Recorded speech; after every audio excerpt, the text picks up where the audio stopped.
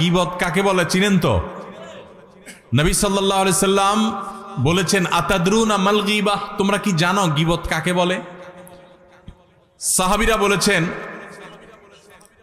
নবী সাল্লাল্লাহু আলাইহি সাল্লামকে আল্লাহ এবং তার রাসূল ভালো জানেন। নবী সাল্লাল্লাহু আলাইহি সাল্লাম গীবতের সংজ্ঞা দিচ্ছেন যে গীবত হলো যিকরুকা আখাকা মা ইয়াকরাহুহু, তুমি কারোর পিছনে যদি এমন কিছু বলো যেটা তার সামনে বলে সে মনে কষ্ট পাবে, এর নাম গীবত।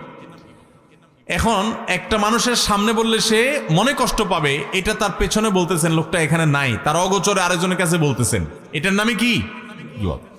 এখন যদি সেই দোষটা তার মধ্যে থাকে তাহলে কি গীবত হবে? কি বলেন? গীবত হবে।